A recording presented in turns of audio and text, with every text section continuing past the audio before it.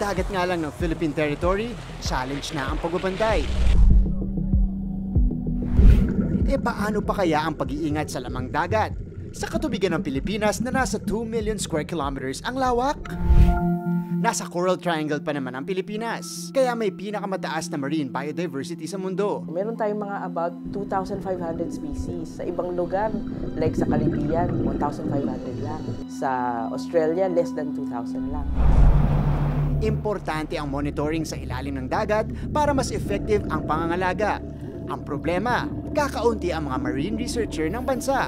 Dapat alam mo itsura niya dahil less than 100 nga yung ating nakikitang mga experts. Kung sila mismo ang lalangoy at bibilang, kahit na araw-araw sila nandun, kulang. Kaya ang mga expert mula sa UP Marine Science Institute at UP Department of Computer Science bumuo ng gadget na kayang magbilang ng isda sa isang area at tumukoy agad kung anong species nila. Presenting ang latest version ng Fisheye. Itong Fisheye gumagamit ng hardware, software technology. Yung hardware ang tawag dito, Fisheye Underwater Camera Rig. Tapos, itong software, yan naman yung Fisheye DeepNet Video Analyzer. Bukod sa bilang at uri ng isda, kaya rin itong malaman ang haba at bigat ng mga ito. Itong Fisheye nangungulekta ng impormasyon within 10 meters kung saan mo nilalagay yung camera rig.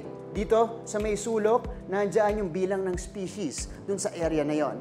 Indicator and target. Tapos dito naman katabi niya total biomass o yung total na timbang ng isda na nandun sa area na yon. So talagang napakabilis, instant information, mas pinapadali yung pag-aaral ng isda. At dahil kaya nitong itala ang estado ng dagat, may pagkukumparahan na kapag nasira ang isang bahagi nito.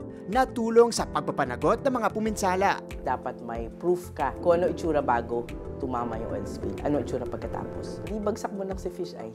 Tignan mo yung kung ano nandun. Pag dumating na yung oil spill, gawin mo ulit. May proof ka na.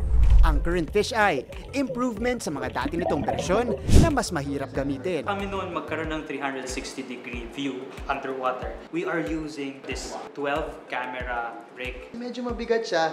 Wala pa tong camera. Tignan mo. 8 years nang dinedevelop ang Fisheye system since version 1.